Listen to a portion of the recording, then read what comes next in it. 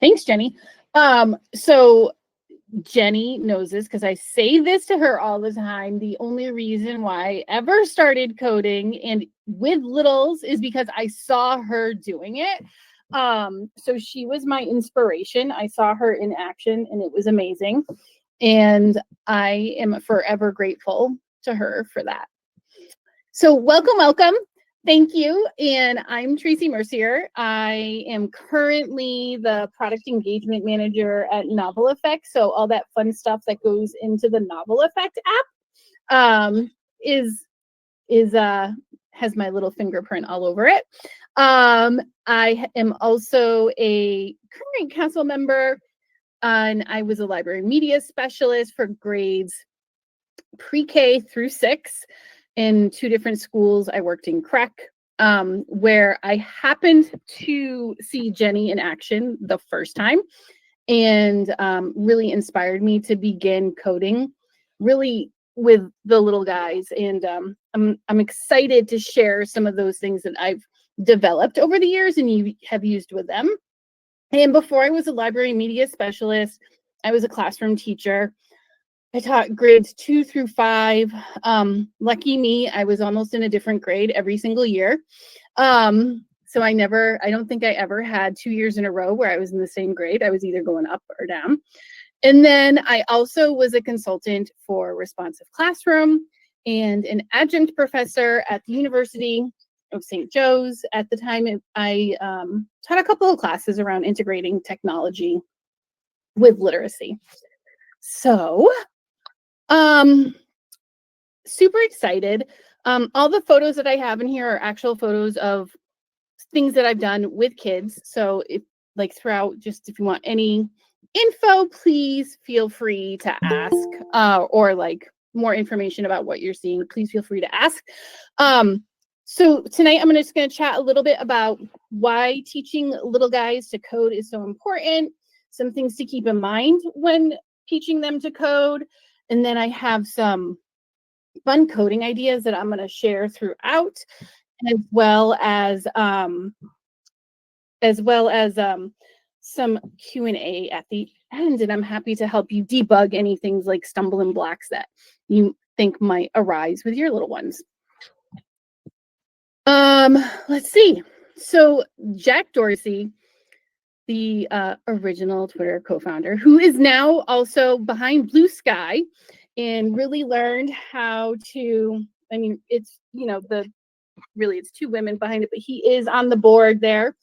He says coding is important because it helps teach you to face really big problems. And so one of the benefits of teaching kids of all ages how to code is that they really do learn how to tackle problem solving, like going through a process to solve problems, as well as thinking about how to use mathematics and in other aspects to solve real world problems. And some important reasons why, after I saw Jenny in action, why I thought it was really important to code with the little guys is because coding is a 21st century literacy. It is a language. There are actually multiple languages within a teach coding. So some of you are probably familiar with either Python or HTML or JavaScript. So those are all specific languages within coding. But it's a 21st century literacy because more and more jobs and occupations require some form of coding or knowledge of computer science, or even just like being able to go through the computational thinking process. It helps teach kids how to be creative and collaborative in solving problems. They learn how to work together, how to engage in a feedback loop with each other. and how to test things out together, and then how to like creatively solve problems. And when they are really successful, it gives them confidence and persistence. It and teaches them how to be persistent. It's one of the reasons why I love using games and toys that kids are familiar with, because it just makes it easier for them to be confident in what they're doing when they don't have to worry about learning something new on top of learning the new concept of coding. And it, with little guys in particular, it does support their cross-curricular skills. So it connects to, number sense in math. It connects to sequencing and cause and effect and other literacy concepts that they're also learning in other places and spaces. So definitely helps build their vocabulary. Little kids, I mean, if you have, I can say this because my little guy loved, he's not so little anymore, but loves dinosaurs. So anybody who has a little person in their life that loves dinosaurs or loves fire trucks or specific animals, like, when they get into a topic, one of the things they love is showing up. Like, they can say the words, they know what they mean. And that is a really big benefit of using coding, is because it does build that vocabulary for them and it makes them feel really sophisticated. And it connects, a lot of the vocabulary in coding connects to what they're doing in other spaces. So sequencing is very similar to what they do when they're retelling a story, or when they're putting numbers in order, or when they're counting or skip counting. Cause and effect is really similar to what they're doing when they're reading a story and figuring out what the problem was and then what the solution was. And repetition and loops is very, very similar in a lot of the literature they're reading. So if they're reading like There Was an Old Lady series, or the If You Give a Mouse series, or any of those series that repeat and build, that's very similar to a lot of what they're doing in coding. It helps them get used to positional and transitional words, which is very developmentally appropriate for them. They're learning things like first, then, next, above, below. And so like those are really, because it's so connected to what they're already comfortable with, it helps them transfer it to this new concept of coding for them.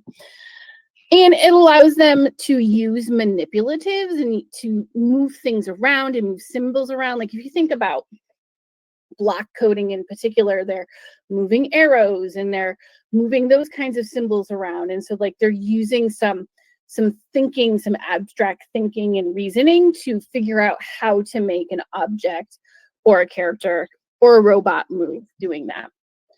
They're using some pattern recognition when they're writing their code, or like building their code, and then when they're debugging.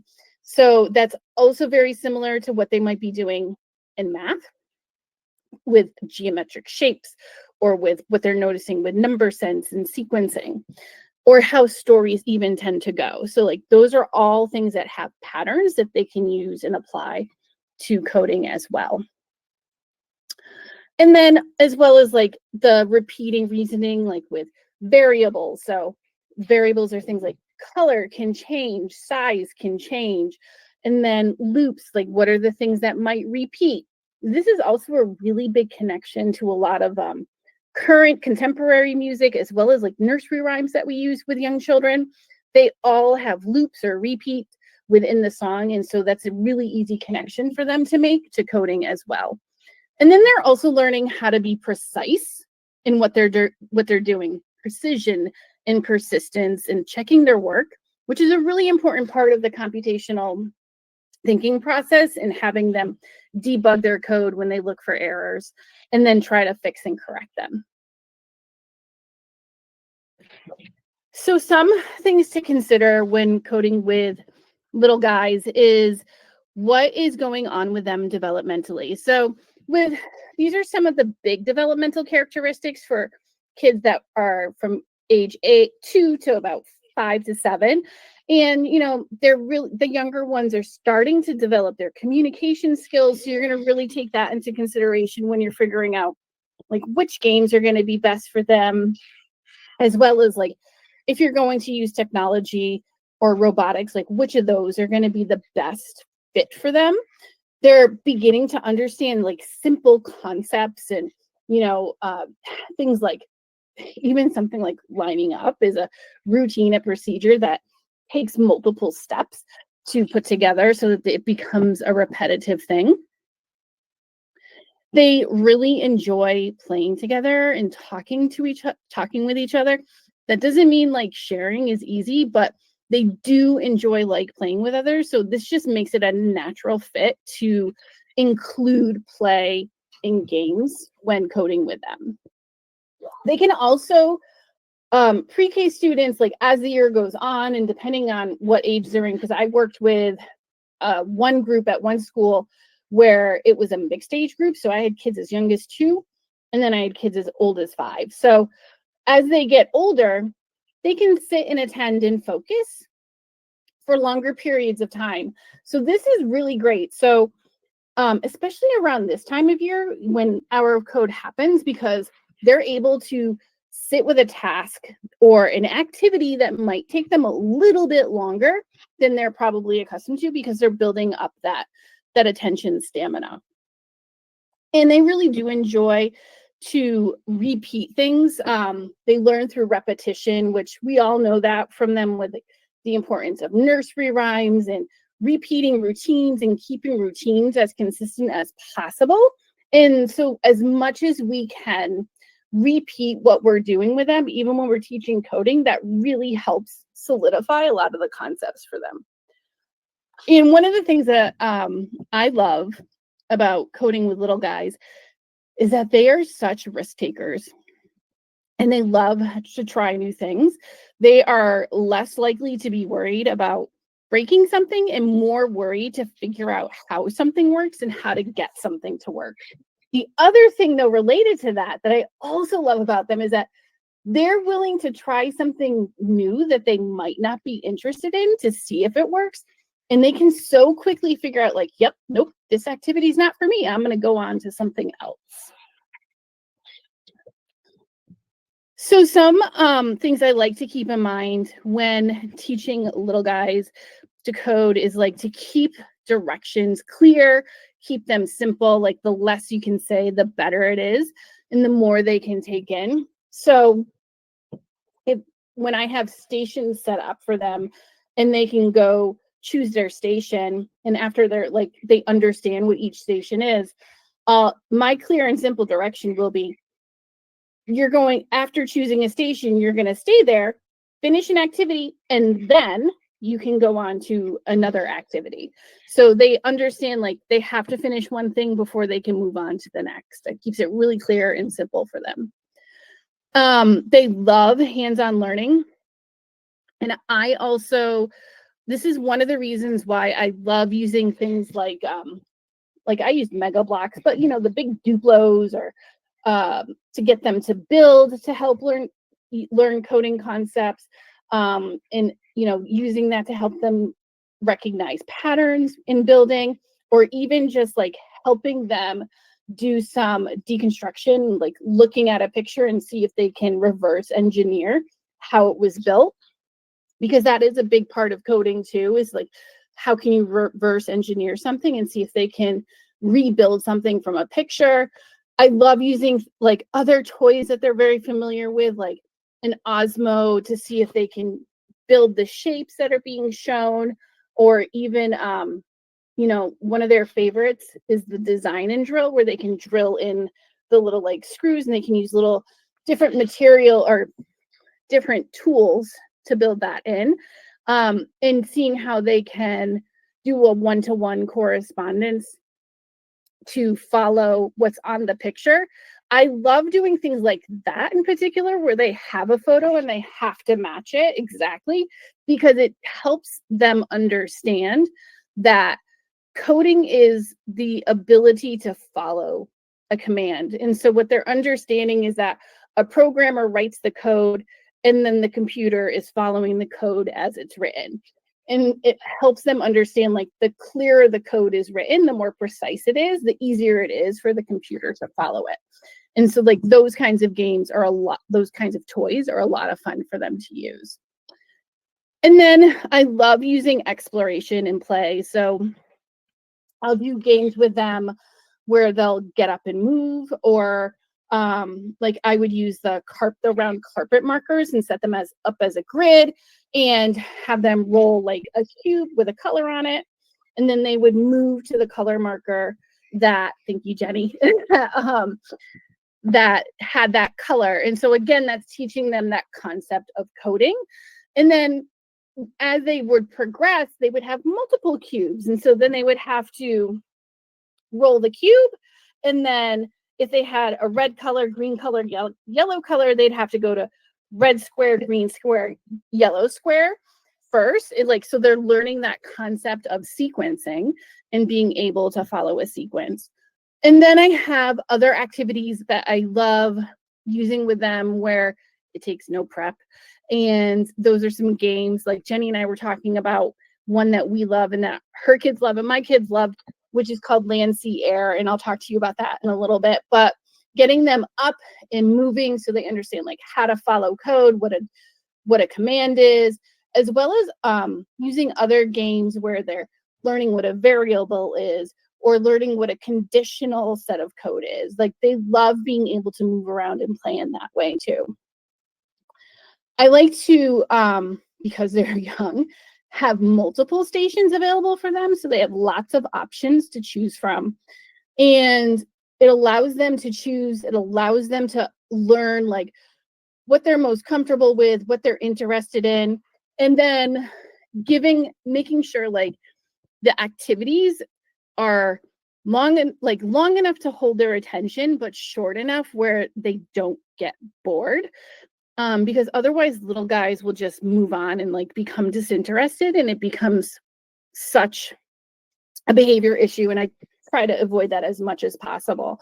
The other thing is like, so the design and drill that Jenny put in there, like activities like that, I would have multiple stations.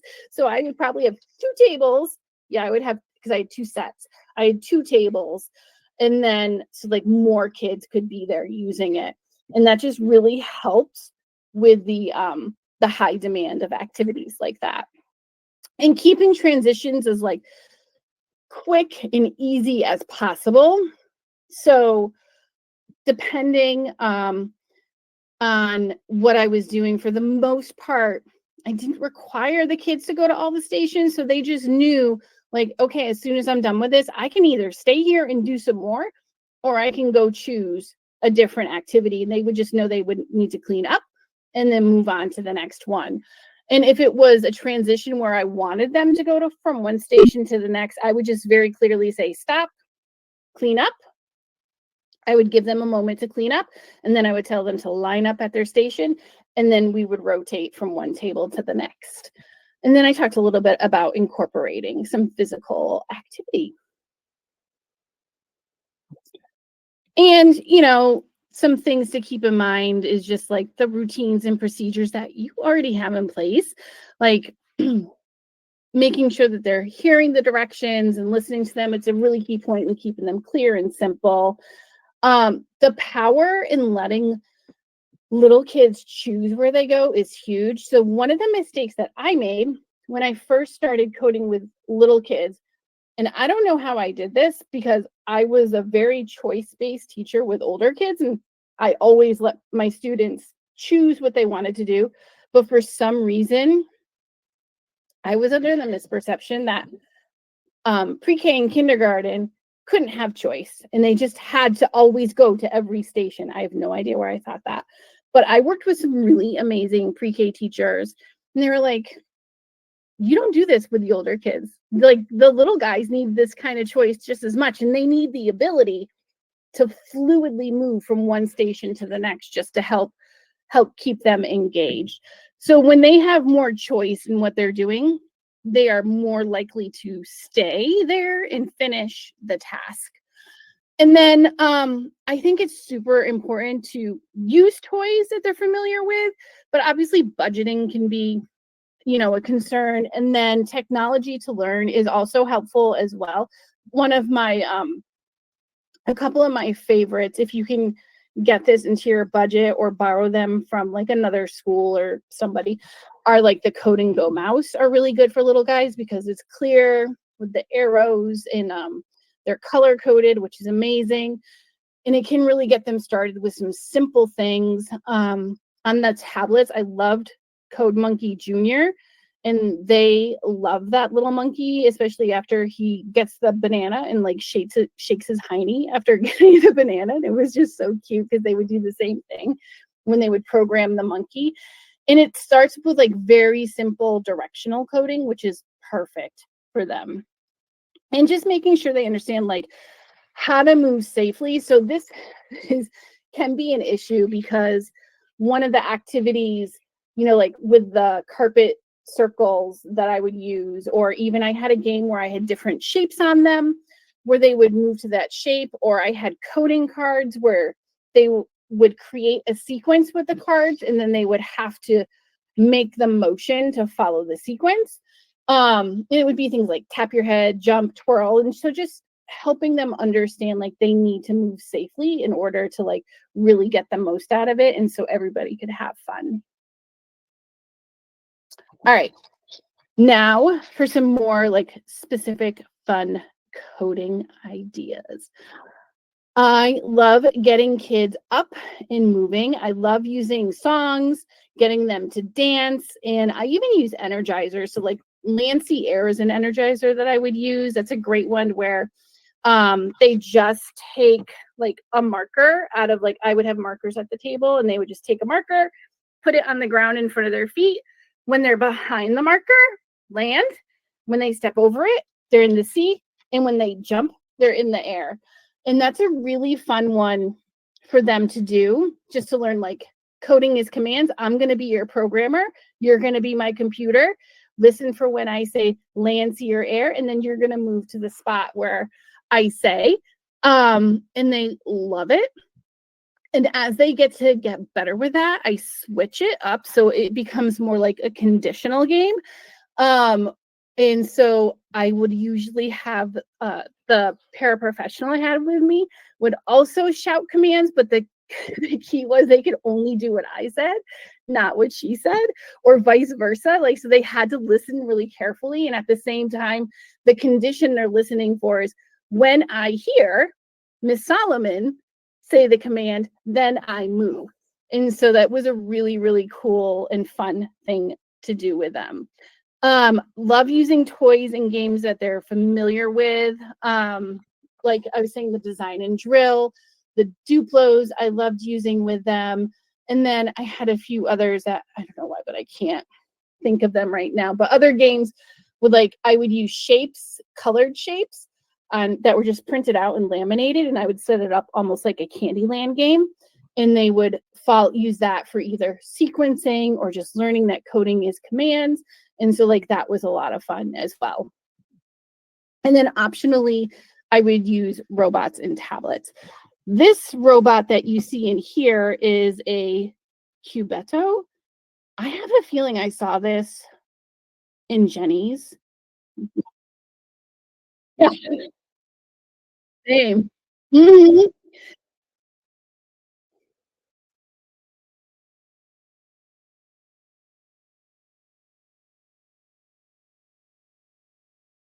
Mm-hmm. I love it too. And it's Montessori. It's actually Montessori based, which is really cool, which is the whole reason for the wood and the design of it. The other thing I love about it is that you can remove whatever shapes in like those little green things, like tell them to go forward or yellow backwards. You can just give them what you want them to focus on so they get used to getting the robot to move. The other thing I love is that there are maps to go with the Cubetto. And they are great, not just for this, but I would pull the maps out aside and I would use them to teach the kids how to write their own code and then get each other to follow the code on the map. So they would be like, oh, I'm going to try and get so-and-so to go to the lion on the safari map. And they would have to program them to get them to the safari map. So that was a lot of fun. Or I would tell them like they would have to do it but avoid any volcanoes. So they would have to figure out how to program and solve that problem to avoid any dangerous spots. So those are a lot of fun. They are expensive. If you can get either a grant or your PTO, so worth it. I think, yeah. Mhm.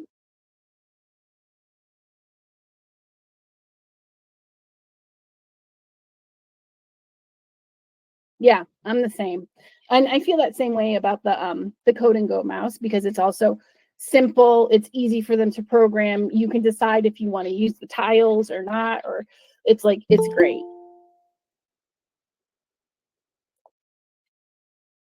All right. So I'm going to share. This is like a pretty simple lesson that is that I consistently use with little kids that I love a lot. And it's really just to introduce to them what coding is. And so my main objective usually during this lesson is to get them to understand coding is commands. And so there is a programmer that writes the code or writes the command, and they're writing it for the computer or the technology to follow. And I started with a read aloud. My one of my favorite read alouds to use for this is Press Here by Hervé Dulé. And I love it because it is programming in that it's telling them to like touch this and touch that. And I get the kids involved and they get up and they can all do something the book is saying. And so I love that book for that. The other one I love is Mix It Up, but that's I find that one to be better for like variables and conditionals, and when you're teaching them like when you mix red and yellow it makes orange. And so like I think that's a good way to connect art and coding, like an art concept and a coding concept for them. And then we'll do a whole group activity with, is this the song you guys were singing, the What Is Code? That I made up. um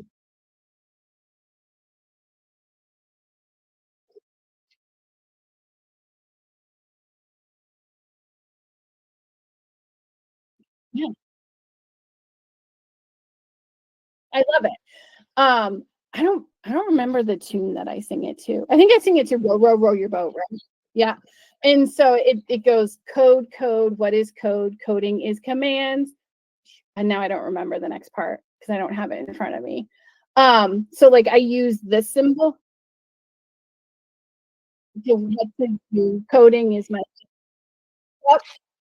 um and that's just to teach them like what coding is, and they love it. So in code, like my hands aren't going to do it, but this is kind of the symbol like to make it give it that code look. That's I use it all the time in Slack. I don't know how to explain it. It's like the I don't know what they're called, but like so I use this symbol for code. So I go code, code, what is code? And then we'll say coding is commands, like you're telling somebody what to do.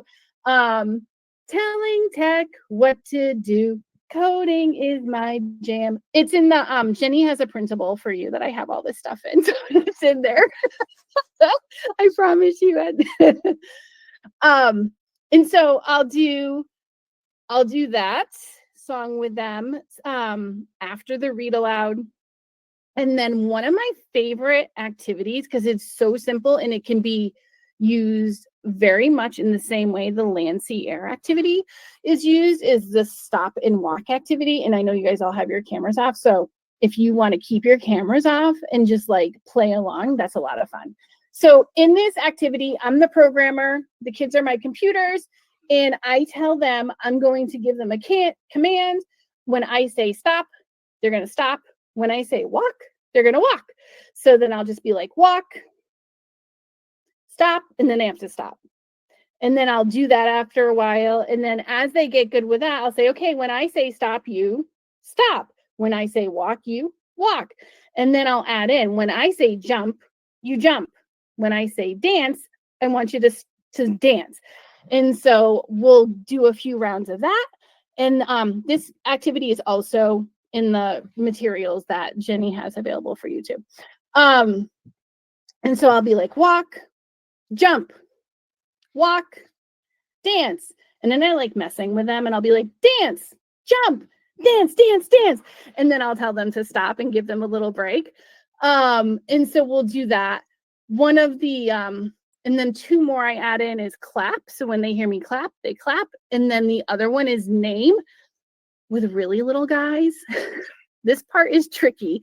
So I'll say, when I say name, you're going to say your name. And so I have to model that with another adult in the room so they know, like, they don't say the word name, that they say their name.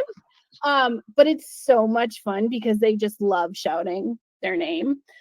This is another one where when I'm teaching them about conditionals, I use this.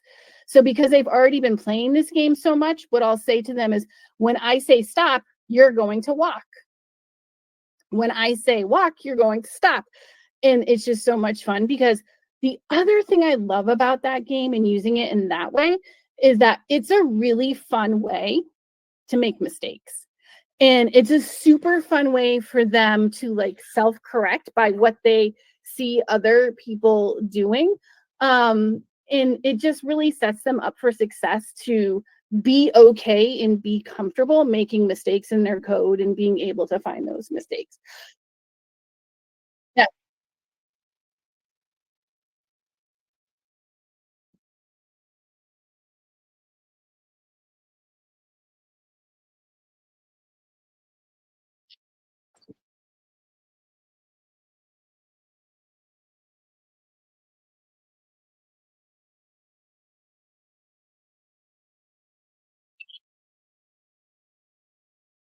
Yeah, I love that. It's so great. So I'll start with press here, the what is code song, the stop and walk activity, and then I will do some stations in centers, whatever you want to call them, station centers. I call them stations because they can just go to wherever they want to go. And a couple of my favorites, and I have materials for some of these in the handout that we have. One is Programmer Says. And so really what you'll get in there are they're like these little, like, you see these little cards here that this little guy's standing on. They're a smaller version of those, and they have different motions. So, like, tapping your head, touching your toes, twirling around. And so the kids will just pull a card and then do whatever's on the card. Pull a card, do whatever's on the card. And that helps solidify for them that they are learning that coding is a command. And this helps build up to, like, the sequencing part of it. So once they understand you follow one piece of code, then you can put a bunch of pieces of code together to make a sequence or a string. Another station I love using is a brick sort. Super easy to use because it's also, again, just like following that. It's using, like, pattern recognition and helping them understand, like, that one-to-one correspondence, and you're following the code. So I'll use those circle carpet markers that I would have, and I would put one color, and they would just take the bricks out of the bag, like the mega blocks, and they would just sort them and put them to match whatever was in there. So they're learning, like, coding is matching the text to what you're doing. And then something that else that's also super, I love these because they're all low prep too. That's also low prep is coloring by number or by letter. Not only does that support their letter and number recognition, and for older kids, I would do things like the addition, like coloring by addition or larger numbers. So this is great because it's teaching them, again, that one-to-one correspondence. Coding is following commands. When I see a 1, I color it red. So it's really fun and simple and something they're really used to. And then another activity that I love and adore, it's using tablets. So if you have them, it's called Shape Monsters, and they just drag this shape to the monster's mouth. And that link is in that file. I actually have a little like a slide with the links for some stuff on there for you guys. And then after that, we wrap up after they clean up, and then we just reflect and connect. So, like, we wrap up and re-sing the coding song, and to, like, help solidify that concept of, like, coding is commands. And then we talk about what their favorite coding activity was, why they enjoyed it. For me, I find this super helpful so that I can adjust what I might do as I build upon the lessons and start teaching them sequencing and theories. And I know like what materials to either put more out of or to like not use.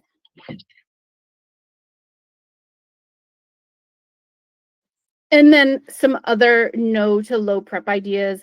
When I'm teaching coding as a concept, like the land, sea, air is one that I love doing. The dance coding is the one I was talking about with the cards where the kids would just pull. I'll sometimes just hold one up and have them do it.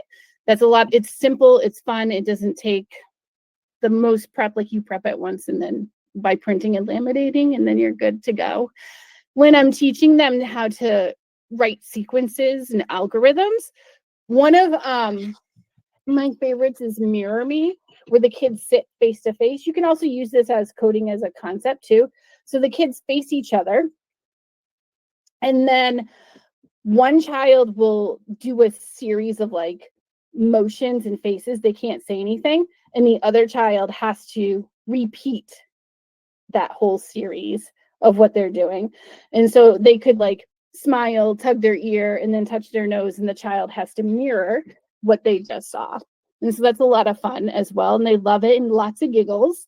And then I love using Code and Go Mouse, like I was saying, and Code Monkey Junior. Those are excellent for just simple sequencing for them. And you can see these little guys. It's oh my gosh, it's Keandra and Brielle playing with the mice.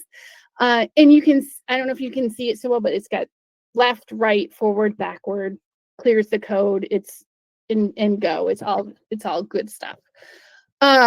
Loops or repeating. I love using, oh yeah, Bebots are same concept.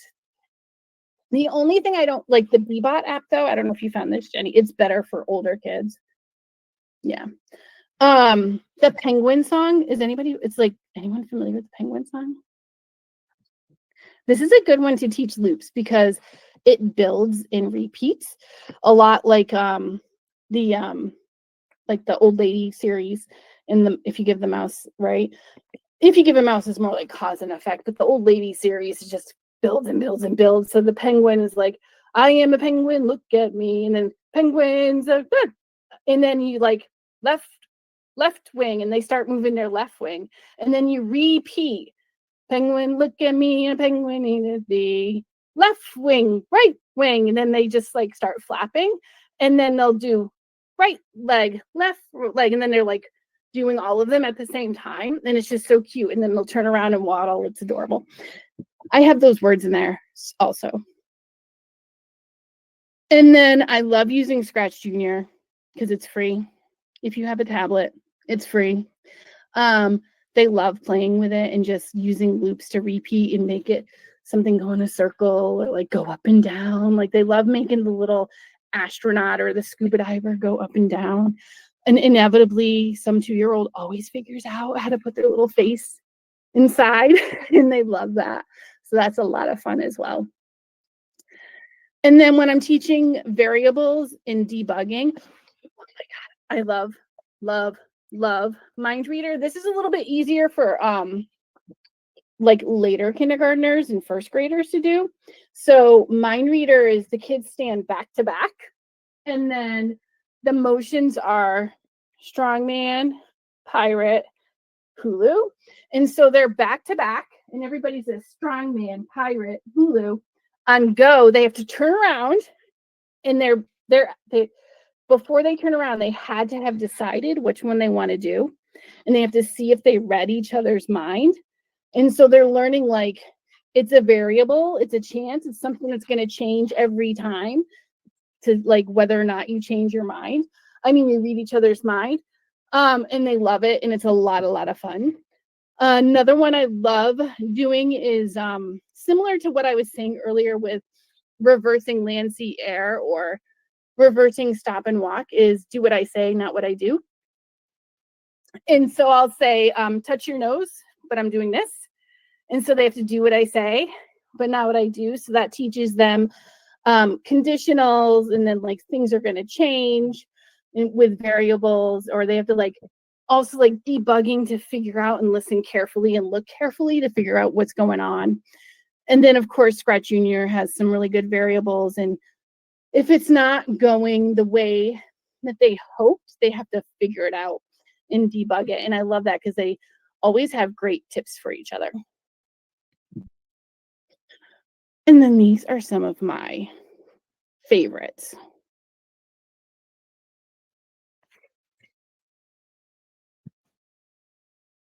What was Ed's question? Did you see it, Jenny? Oh, sure. Yep, because I'm done. Yeah, let's do it.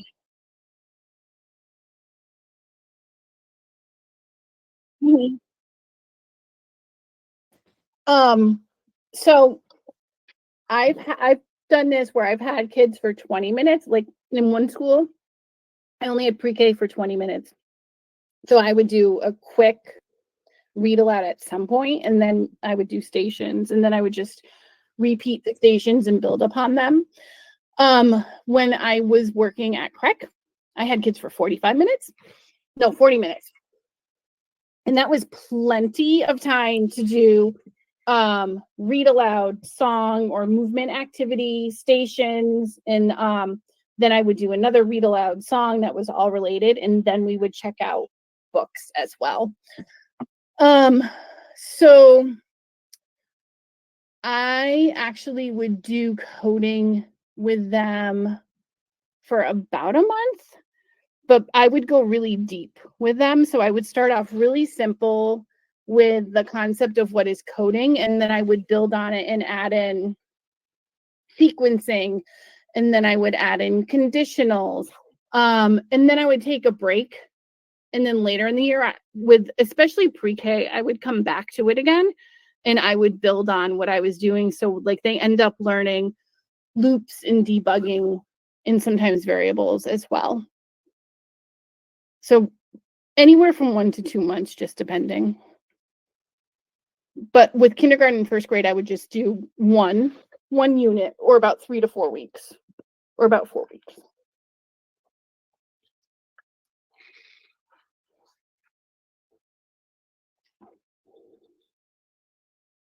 What other questions can I answer?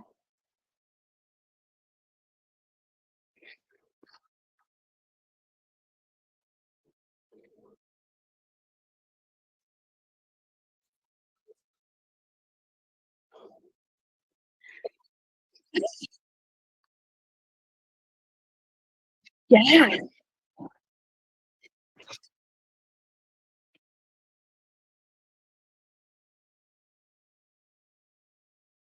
Mhm.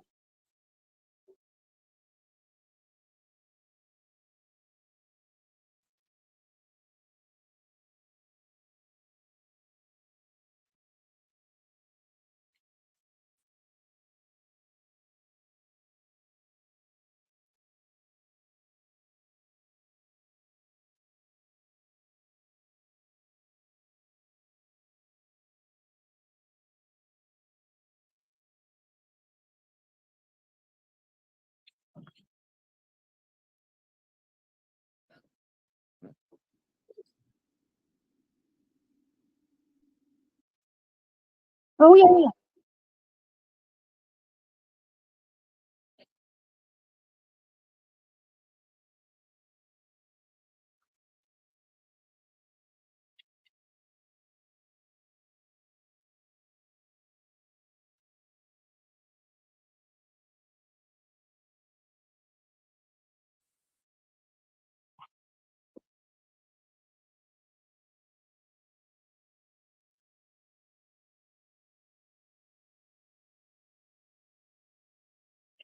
Yeah, I think one of the things that really, and it might have been when I saw you with your little guys, but one of the things that really clicked for me was like coding is actually everywhere in our life when we break it down. Um so it doesn't, and I think we can make that connection for kids of all ages. So things like brushing your teeth is a program because there are little pieces that you do that build up the sequence to brush your teeth. Mhm.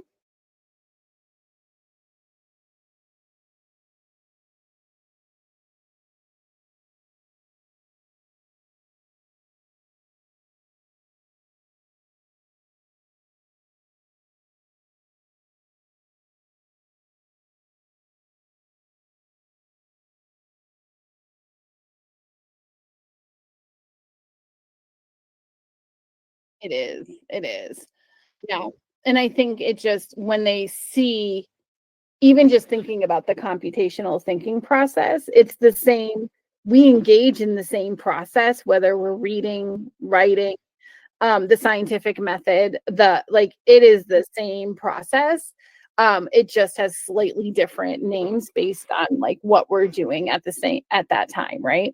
But in the end, and same thing with the engineering and design process, like we're testing, we're iterating, we're testing, we're debugging, we're doing all of that stuff. So it's the same thing when we write, like we're planning, we're writing, revising and editing, right? So yeah, it's a lot of fun.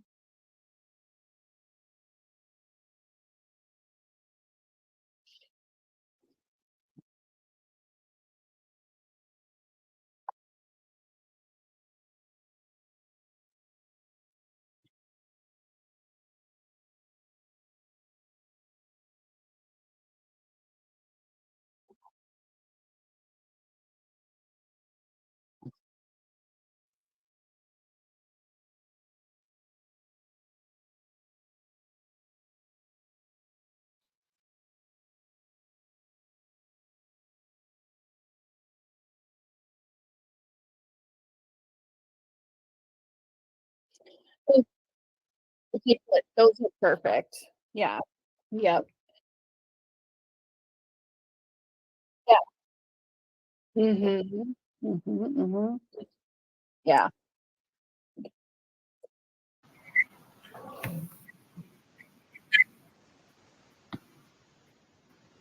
Oh, yeah. Mhm.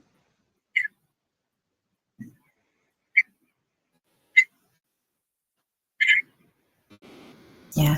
I will tell you the pieces for the pixels from Scholastic are smaller. They're little foam pieces and they're smaller than I thought, but they were with Scholastic dollars. And and have you seen the booklets? Because there's three different ways to complete the puzzles. One is you're simply making the one-to-one correspondence. Number one is blue. The other one is just the picture, and they have to try to mimic the picture. And then the other one is they've just given like a code for uh, which colors go there. So there's like three different levels. So it'll be neat to try them out. I love that.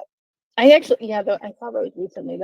And so like you don't have to have the design and drill. Like that works perfectly. It does the same, it's the same concept. Mm-hmm. Yeah.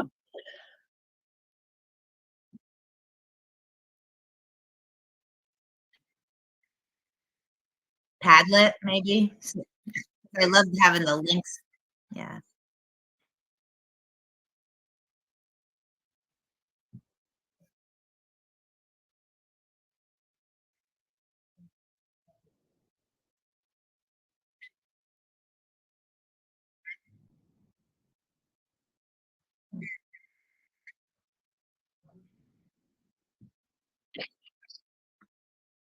Oh, yeah. So interestingly, I don't remember, Charlene, where they are, but if you can help them remember like the placement of where each of the buttons are.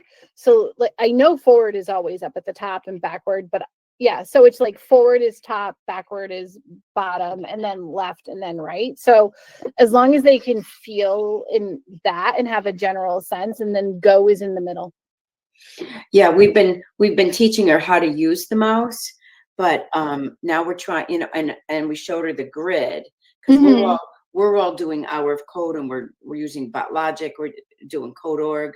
So Yeah. we needed to get something for her, but just don't real she's too young to use the Braille yet. So I was just wondering, I don't have really any ideas on how to use the grids, I guess. Do you have like big blank maps or whatever? Because I know some like I worked with a library media specialist where they had a big giant grid, and then there were like different things on there. Do you have something like that? No, not yet. Not yet. Because something like that would do the same thing, and then you could have.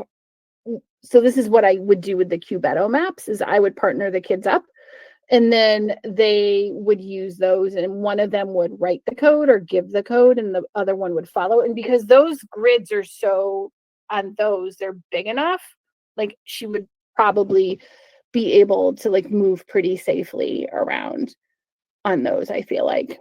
Okay, I'll look into it. Thank you. Yeah. And I know you can get them. At least you used to be able to get the maps, just the maps. Mhm. Yeah.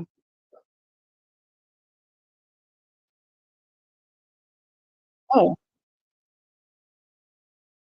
What do you mean? We have a student who is blind, well, legally blind, and we find that if we put something bright, like behind a black and white line, that she can spot that. So we have like taped over things with neon duct tape so that she can see that and then know where she's placing the mouse.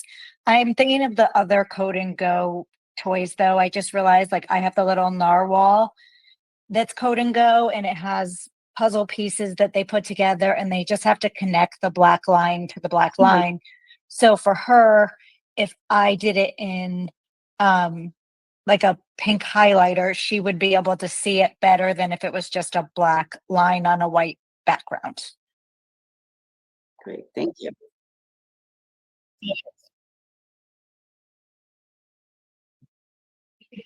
Yes, we've been talking to people. It's just, yeah.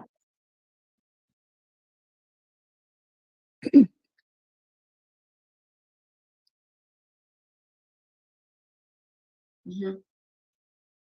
Yeah, we've been working with our school one, but I just thought if anybody has used anything. I just got the mouse, so I really don't know really how to use it yet, so. My student, so she's in 5th grade now, so we've been with her, for her whole educational career, and she has an amazing para. But Bisbee, the services for the blind, has provided like a device that's giant so that she can zoom in on all my library activities. So as this child ages up, I'm sure someone might already be in touch with Bisbee, but that's the service provider for blind students. So they might be able to have some other suggestions. Yes, we had a meeting, and that's why we got the mouse to begin with, so. Good, thank you. Yeah,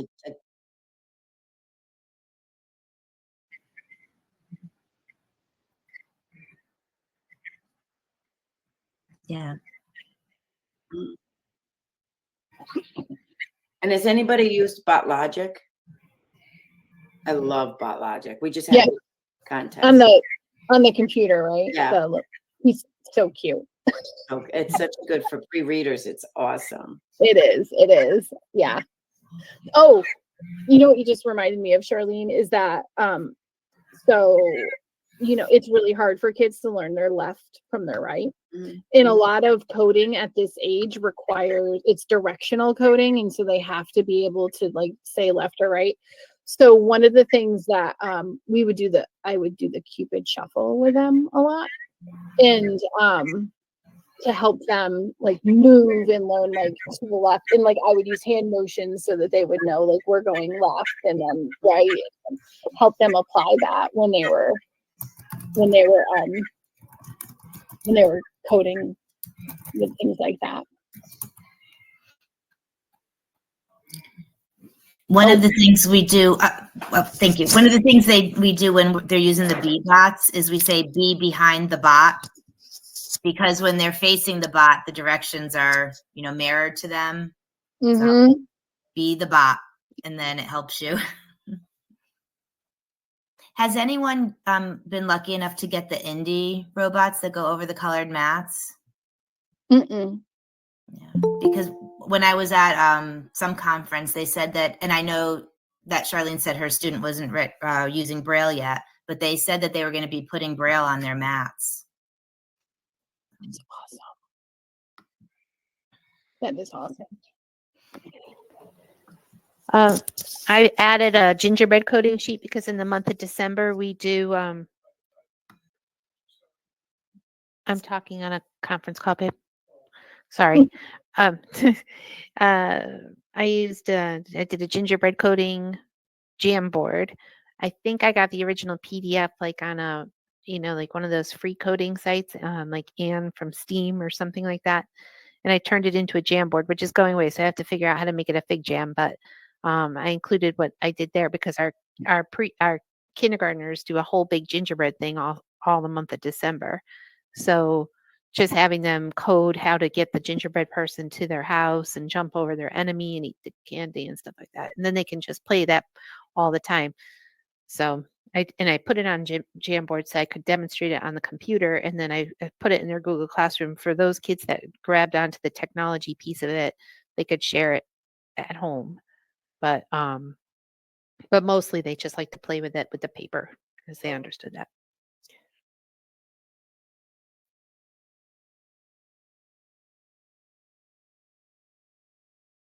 Mm-hmm.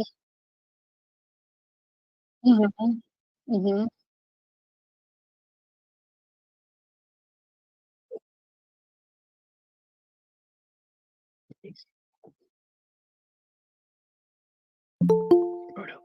I want to look that up.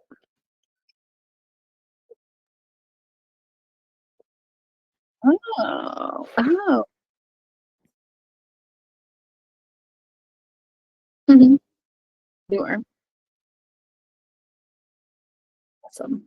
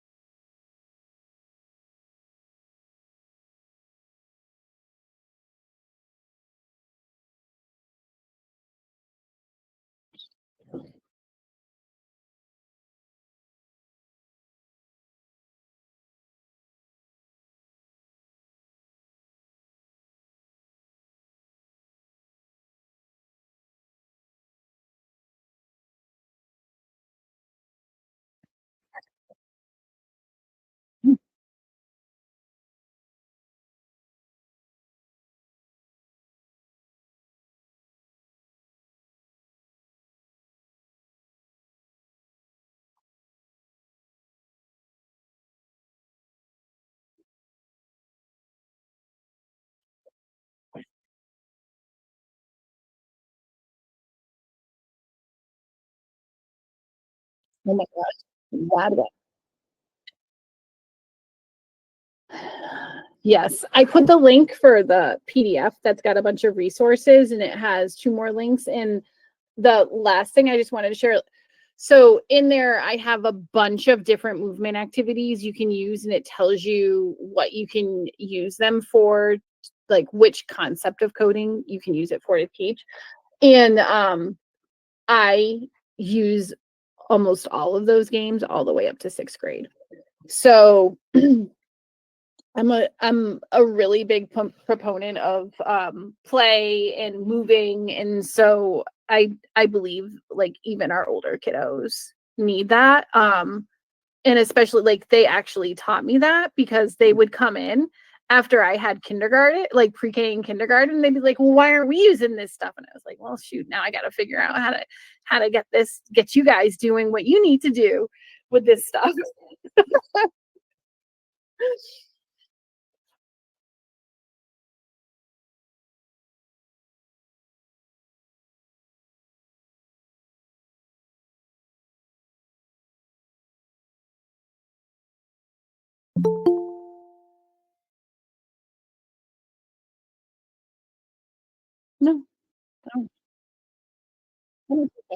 You know, it is a weird it's a weird, wild